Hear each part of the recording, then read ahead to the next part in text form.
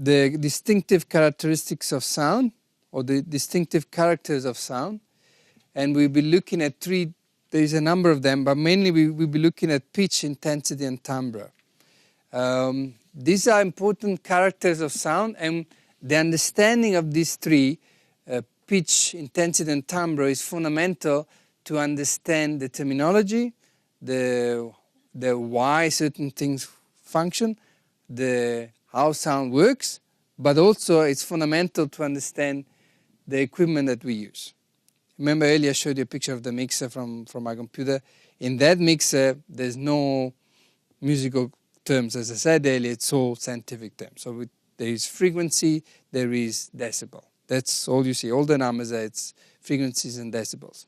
So if you want to use that, you need to understand this stuff. So it's a bit theoretical, but you have to persevere through it. So before we go there, however, let's look at the following.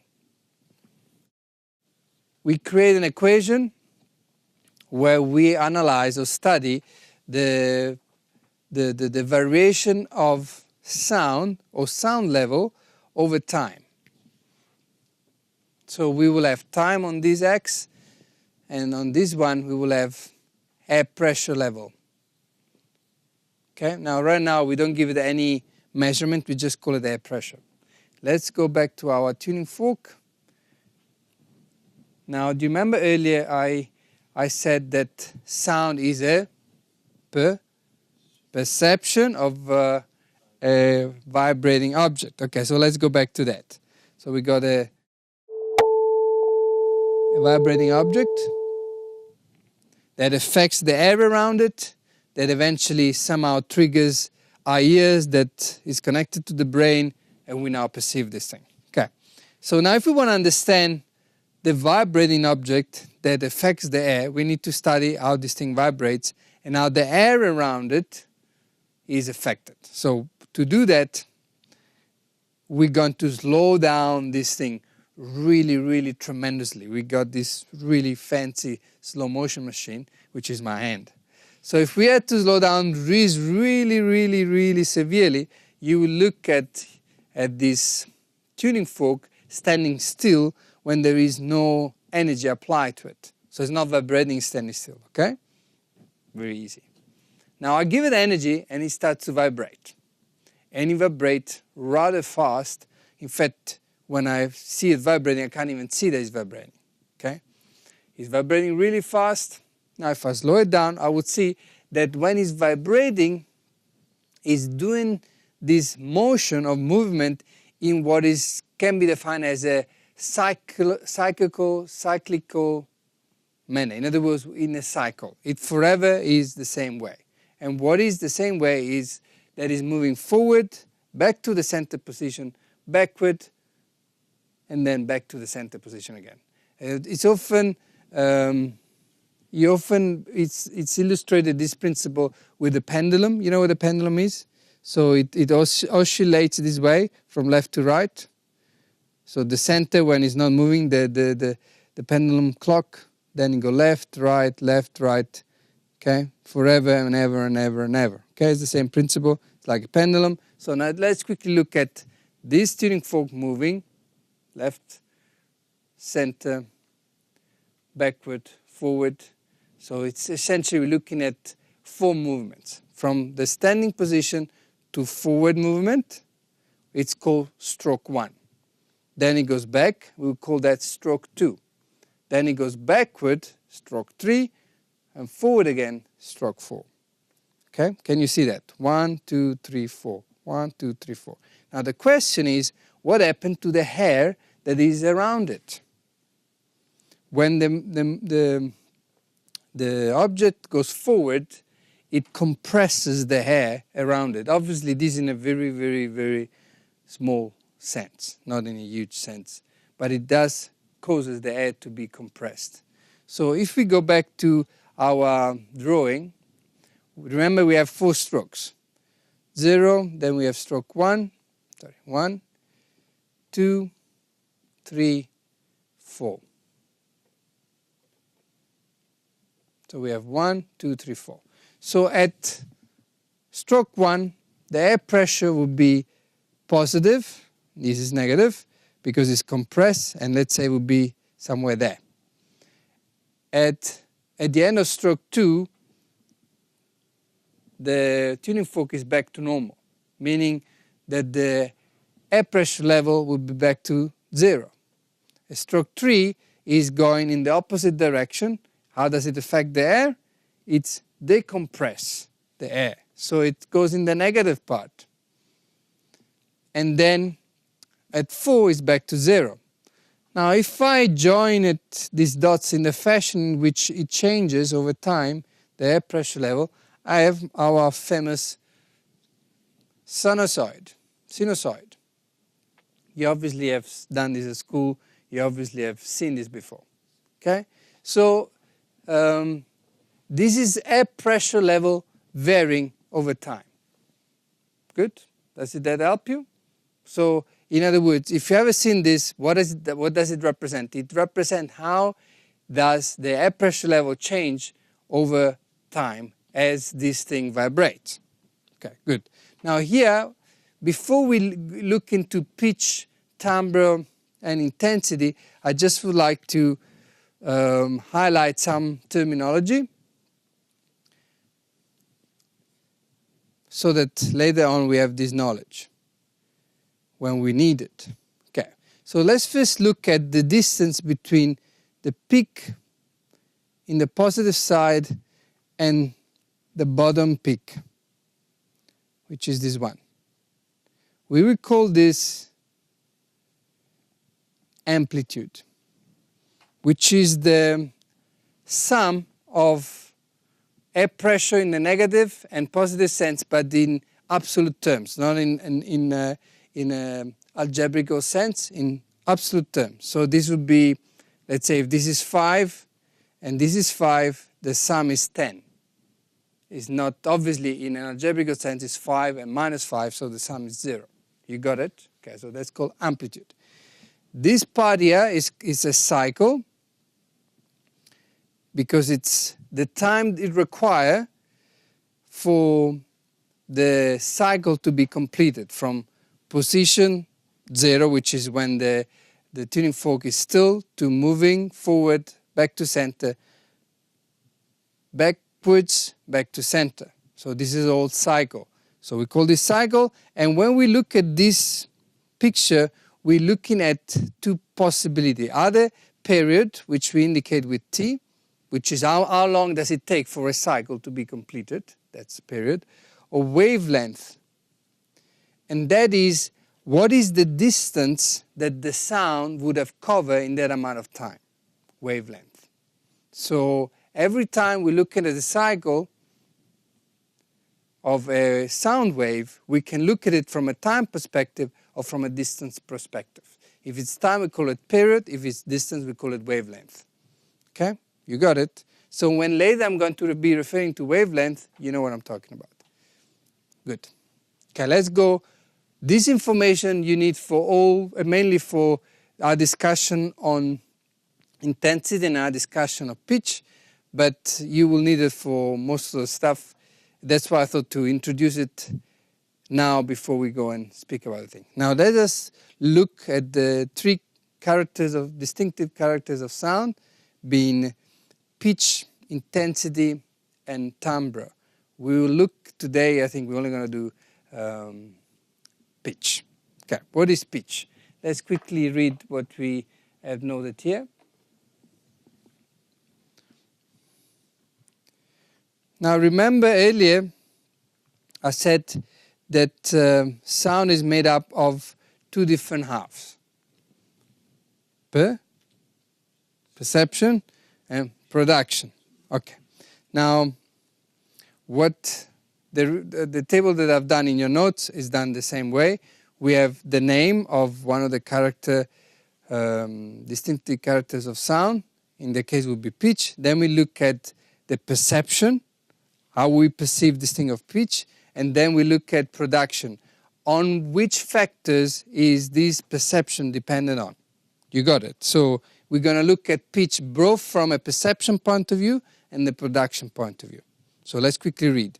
Pitch, the perception side of it, is described as the attribute of sound that gives the impression of musical height, enabling us to arrange sounds from low to high. In other words, pitch tells us how to arrange sounds. Pitch is to sounds like distances to, like measuring distance. You go from short to long. In the pitch world, we go from low to high. So every time we listen to a tone or a sound, we can categorize it. Okay? You got it? So what does pitch tells us? On a perception point of view, pitch tells us what is the musical height of a specific sound. Example. Let me play you some tones here. I got a low, a mid, and a high tone. Okay, low. Then we have a mid tone. And then a high one. So what I've done just now, I have played you 3 different tones. Each one had a different musical height or a different pitch. Okay, you got it? Now as I was playing them, you should have been able to see them there on the screen. I'm going to, okay, you can see that. Now the reason why you can see that, and you can even see my voice being dancing there on the screen, is that because that is a instrument which is called a spectrograph, which analyzes the different frequencies or the different tones engaged in a sound. Now we'll get to that just now, but just to introduce you, my friend, the spectrograph. Okay, but we'll go to it just now. Now let's also quickly, now that I played you the 3 different tones, if we have defined pitch from a perception point of view, let's look at what a pitch is dependent on. Okay? Pitch is dependent on the frequency of the vibration. Do you remember the cycle? Now, what science has studied or has discovered is that every pitch or every musical height has a specific amount of cycles occurring in 1 second. Okay? So remember, science studies things in depth. So they went to 3 different tones I've just played, and they thought, okay, this thing is moving. Why don't we see how many of those movement occurs in 1 second? Then we can understand why the low is playing low and why the high is playing high. And what they figure out is that the amount of cycles per second between different pitches varies. So this one, for instance, which I played you earlier, which is the low tone, has 100 cycles in a second. In other words, the cycle from 0 to 4 occurs 100 times in a second. And when such a vibration occurs, you have this tone. This is called 100 Hertz. This pitch, which gives it the perception of musical height, is measured in Hertz. Hertz is the amount of cycles in a second. Okay, you got that. Then here we have the example of 500 Hertz, the mid one. This is a mid tone. How many cycles a second? 500. And the last one that I used earlier was 500. Sorry, 5,000. This is 5,000 Hertz. So we had 100, 500, and 5,000. Okay? So even though it's 3 sounds, what differs between them is the amount of cycles that each one generates in a second. So can you see now, again, from the 2 sides of the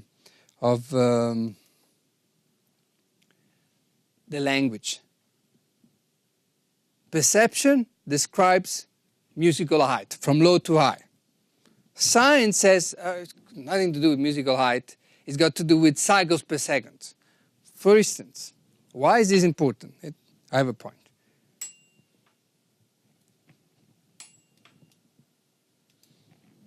This one is a note that musicians will call A4. It's an A on the 4th octave. While science will call these a 440 Hertz. So they are exactly the same, just in two different languages. Okay? You got it? So we got production, 440 Hertz. Perception, A4. It's exactly the same thing. How do we measure pitch? We measure pitch in Hertz, which describes the amount of cycles in a second. So 400 Hertz is 400 cycles in a second. Okay. The last thing I want to mention is that every single instrument produces a different frequency range. And to describe that, we have this picture, which is quite important to look at. It describes how every instrument has a different frequency range. What does it mean, a frequency range? It means that not every instrument produces all the frequencies. Before I say that, I should actually say that we as human beings perceive not all the frequencies in the world. We only perceive frequencies that are between 20 and 20,000 Hertz. So there is frequencies below that and there is frequencies above that. But we as human beings do not hear them. Okay? So obviously the dogs can hear. Yeah, the dogs and other animals the dogs hear higher and the other animals hear lower. But we will hear between 20 and 20,000. And within those 20 to 20,000, every instrument covers a specific portion of the frequency range. Okay? One acoustic instrument only covers all of them, which is the organ, the pipe organ, and then the piano also has a pretty big frequency range. But as you can see from this paper, you can see that every instrument has a specific frequency range, meaning that they cannot do all the notes. And as you can observe, for instance, the flute goes from about 261 to about 2093.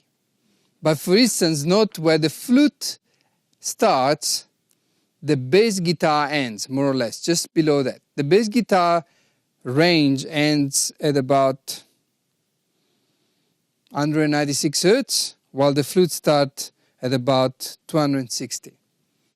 It means that from a purely note point of view, flute and bass can never play the same notes, which is very important from a musical level and on a sound level when you mix, because they mix themselves pretty well. Yeah, because they're pretty much apart. But other instruments like a guitar and a cello, for instance, are very similar. A lot of the human voice are very similar. A lot of the human voices produce the same notes, which makes it more challenging to accommodate them when they sing the same thing at the same time. Okay, so this is a particularly important piece of information which we will review when we speak about EQing and when we speak about mixing. What I would like you to just grasp is that different instruments produce different frequencies, and therefore they need to be treated in a different way. This is very important. So we just quickly look at the first distinctive characteristic of sound, which is pitch. And just to wrap it up, pitch refers to the musical height of a sound. It is measured in Hertz, which is cycles per second. So perception says musical height, production says how many cycles in a second. It's the same thing. It's pitch. It is called the same. It is the same thing, but it's called two different things. The tuning fork is an A4 in music and is 440 Hertz in science.